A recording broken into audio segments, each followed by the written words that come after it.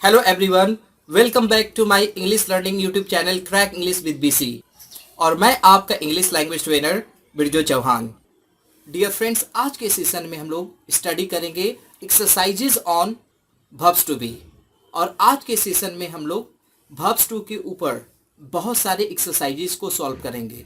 और इन एक्सरसाइजेज को सॉल्व करने के बाद मुझे उम्मीद है कि आपका वर्ब्स टू बी से रिलेटेड जो भी डाउट्स होंगी वो क्लियर हो जाएंगी। और आज के सेशन में देखिए हम लोग किन किन टॉपिक पे एक्सरसाइजेज सॉल्व करेंगे। सबसे पहले ट्रांसलेट इनटू इंग्लिश, उसके बाद ट्रांसलेट इनटू हिंदी, उसके बाद fill in the blanks with is are am, fill in the blank with was were, और उसके बाद fill in the blank with correct form of verbs to be. उसके बाद हम लोग सॉल्व करेंगे करेक्ट द सेंटेंसेज। और सेशन के सबसे लास्ट में सॉल्व करेंगे identify the incorrect part of the sentence. तो चलिए शुरू करते हैं exercises on verb to be. पहला एक्सरसाइज है ट्रांसलेट इनटू इंग्लिश। सबसे पहले एक्सरसाइज में देखेंगे कि हमें इंग्लिश में कैसे ट्रांसलेट करनी है। सिमरन एक सिंगर है। देखिए यह सेंटेंस प्रेजेंट टेंस में है क्योंकि इसके अंत में है लगा हुआ है, और है लगने का अर्थ होता है कि इज आर एम इसमें हेल्पिंग वर्ब होगा। और सेंटेंस सब्जेक्ट सिमरन से शुरू हो रहा है तो इसका स्ट्रक्चर सब्जेक्ट से होगा, तो इसका ट्रांसलेशन होगा सिमरन इज अ सिंगर। अब दूसरे सेंटेंस को देखते हैं। मेरे चाचा एक डॉक्टर थे। देखिए थे का अर्थ होता है पास्ट टेंस, और पास्ट टेंस में वॉज वर्ड लगता है, और मेरे चाचा सब्जेक्ट हैं और चाचा एक सिंगुलर हैं, इसलिए इनके साथ वॉज लगेगा। तो इसका ट्रांसलेशन होगा my uncle was a doctor. अब थर्ड सेंटेंस को देखते हैं। वे चोर होंगे। तो देखिए होंगे का अर्थ ही है कि फ्यूचर, और फ्यूचर की हेल्पिंग वर्ब होगी विल बी और शैल बी, और यहाँ पे वे है तो वे के साथ हम लोग विल बी का यूज करेंगे, और सेंटेंस सब्जेक्ट से शुरू हो रहा है इसलिए दे पहले आएगा। तो इसका ट्रांसलेशन होगा they will be the thieves. अब फोर्थ सेंटेंस को देखते हैं। क्या आप तैयार हैं? देखिए सेंटेंस प्रेजेंट टेंस में है क्योंकि लास्ट में है लगा हुआ है, और है का अर्थ होता है इज आर एम। और एक चीज़ और ध्यान देने की बात है कि यह सेंटेंस क्या से शुरू हो रहा है, यानी यहाँ पे जो सेंटेंस हेल्पिंग वर्ब से शुरू होगा और यू के साथ प्रेजेंट में आर लगता है, तो इसका ट्रांसलेशन होगा या आर यू रेडी, और लास्ट में क्वेश्चन मार्क होगा। अब अगले सेंटेंस को देखते हैं। राधिका कौन थी? देखिए यह टेंस पास्ट टेंस में है क्योंकि लास्ट में थी लगा हुआ है, और थी के लिए हम लोग वॉज वर्ब का यूज करते हैं। और कौन, ये WH का पहचान है, और कौन की अंग्रेजी होती है हूँ, और टेंस पास्ट टेंस में है तो वाज के यूज होगा, तो इसका ट्रांसलेशन होगा हु वाज राधिका। अब सेंटेंस नंबर 6 को देखते हैं। वह डॉक्टर नहीं होगी। देखिए यह सेंटेंस फ्यूचर टेंस में है तो इसके साथ विल बी का यूज होगा। यह सेंटेंस निगेटिव है तो विल और बी के बीच में नॉट आएगा, और सेंटेंस सब्जेक्ट से शुरू हो रहा है तो इसका ट्रांसलेशन होगा she will not be a doctor. अब सेंटेंस नंबर 7 को देखते हैं। क्या तुम मेरे दोस्त नहीं थे? देखिए थे है यानी ये पास्ट टेंस में है, और सेंटेंस क्या से शुरू हो रहा है तो हेल्पिंग वर्ब पहले आएगा, और थे पास्ट में है तो इसकी हेल्पिंग वर्ब होगी वाज या वर, और सब्जेक्ट तुम हो तो इसके साथ वर का यूज होगा। इसका ट्रांसलेशन होगा were you not my friend. अब सेंटेंस नंबर 8 को देखते हैं। क्या राज वकील नहीं बनेगा? यह सेंटेंस फ्यूचर टेंस में है क्योंकि अंत में गा लगा हुआ है, और शुरू में क्या है इसलिए इसे हेल्पिंग वर्ब से शुरू करेंगे। और एक चीज़ याद रखेंगे कि इसमें नॉट का भी यूज होगा, और नॉट का यूज हम लोग बी से पहले करेंगे, और यहाँ पे जो बी है वो सब्जेक्ट के बाद यूज होगा, यानी नॉट का यूज हमें सब्जेक्ट और बी के बीच में करना है। इसका ट्रांसलेशन होगा will Raj not be a lawyer, और लास्ट में क्वेश्चन मार्क। अब सेंटेंस नंबर 9 को देखते हैं।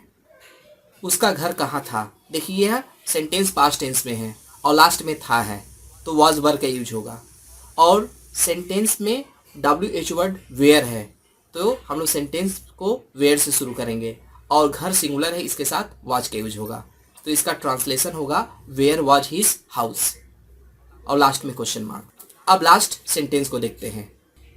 आपके जन्म की तारीख क्या है देखिए प्रेजेंट टेंस में है इसलिए इसमें इज आर एम का यूज होगा, और आपका जन्म सिंगुलर है इसलिए इसके साथ इज का यूज होगा, और सेंटेंस क्वेश्चन सेंटेंस में है और क्लोज क्वेश्चन में है तो इसके साथ व्हाट का यूज होगा। तो इसका ट्रांसलेशन होगा what is the date of your birth. तो डियर फ्रेंड्स, हम लोगों ने पहले एक्सरसाइज में देखा कि हिंदी से इंग्लिश में कैसे ट्रांसलेशन करते हैं। अब चलिए सेकेंड एक्सरसाइज को देखते हैं, ट्रांसलेट इनटू हिंदी। यहाँ पे इंग्लिश सेंटेंस से हिंदी में ट्रांसलेट करना है। पहला सेंटेंस है ही वॉज लकी। तो देखिए वॉज पास्ट टेंस में था होगा, तो इसकी हिंदी ट्रांसलेशन होगी वह भाग्यशाली था। अब सेकेंड सेंटेंस को देखते हैं, she is without money. Is है यानी ये प्रेजेंट टेंस में है, तो इसका ट्रांसलेशन होगा वह बिना पैसे की है। अब थर्ड सेंटेंस को देखते हैं, Anita will not be the winner. देखिए यहाँ पे विल लगा हुआ है यानी ये फ्यूचर टेंस में है और अनीता सब्जेक्ट है, तो इसका ट्रांसलेशन होगा अनीता विजेता नहीं होगी। अब सेंटेंस 4 को देखते हैं, वर दे प्रिपेयर्ड। देखिए यह हेल्पिंग वर्ब से शुरू हो रहा है और लास्ट में क्वेश्चन मार्क है, यानी यह क्वेश्चन सेंटेंस है और हेल्पिंग वर्ब से शुरू होने की वजह से इसे हम लोग क्या से शुरू करेंगे, तो इसका ट्रांसलेशन होगा क्या वे लोग तैयार थे। अब सेंटेंस 5 को देखते हैं, वेयर इज़ द ताजमहल। यह एक WH क्वेश्चन है और टेंस इसका प्रेजेंट है, तो इसका ट्रांसलेशन होगा ताजमहल कहाँ है। इसके बाद हम लोग अगले एक्सरसाइज की तरफ चलते हैं और इसमें है fill in the blanks correct option, और ऑप्शन दिया गया है इज आर एम, यानी हमें यहाँ पे इज आर एम से सेंटेंस को फिल करना है। इज सिंगुलर के साथ यूज होगा, आर प्लूरल के साथ यूज होगा और एम आई के साथ यूज होगा।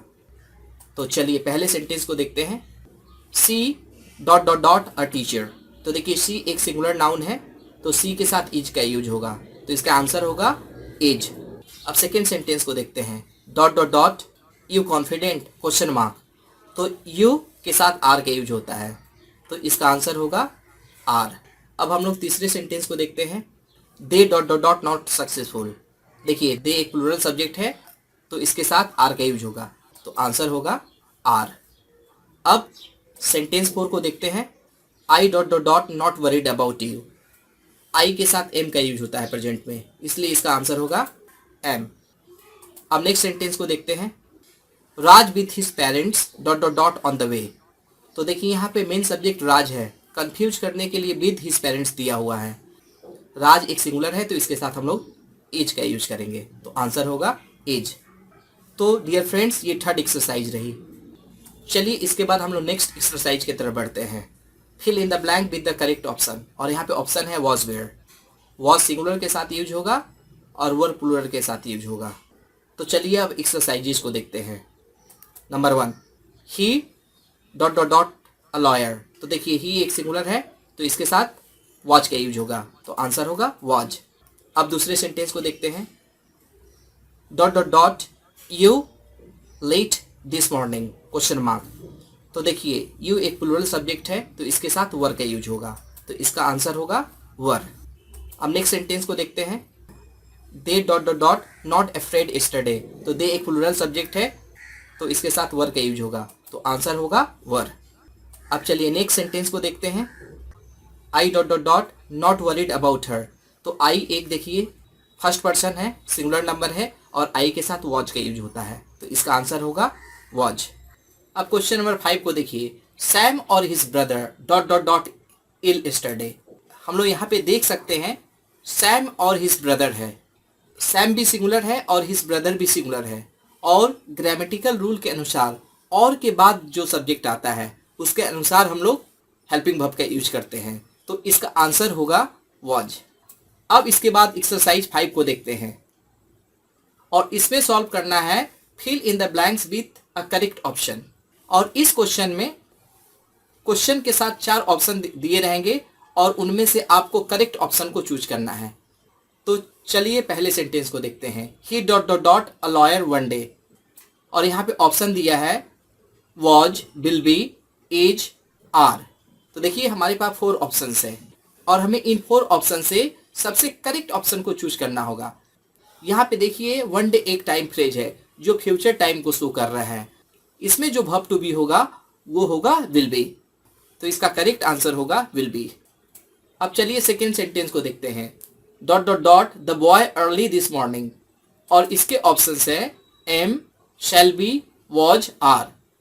तो देखिए जो दिस मॉर्निंग है ये पास्ट टाइम को शो कर रहा है, यानी आज सुबह, तो इसमें वॉज या वर का यूज होगा। लेकिन सेंटेंस को ध्यान से देखिए, इसमें द बॉय सिंगुलर है, तो इसलिए इसका आंसर वॉज होगा। अब थर्ड क्वेश्चन को देखते हैं। They dot dot dot usually well trained, और इसके ऑप्शन है were, will be, is, are. और इस सेंटेंस को हम लोग ध्यान से देखते हैं तो इसमें एक एडवर्ब दिया है यूजुअली, और ये हैबिट को शो करता है, और जो हैबिट को शो करता है उसमें प्रेजेंट टेंस का यूज होता है। तो प्रेजेंट टेंस में इज आर एम है, लेकिन यहाँ पे सब्जेक्ट दे है जो प्लुरल है, जिसके वजह से यहाँ पे हम लोग आर के यूज करेंगे, तो इसका आंसर होगा आर। चलिए क्वेश्चन नंबर 4 को देखते हैं। Meera dot dot dot not upset with her now, और इसके ऑप्शन है वर, विल बी, इज और आर। और इस सेंटेंस को देखकर लग रहा है कि ये सेंटेंस प्रेजेंट टेंस में है, क्योंकि इसके साथ टाइम एडजंक्ट नाउ दिया गया है, तो इसका आंसर इज आर एम होगा।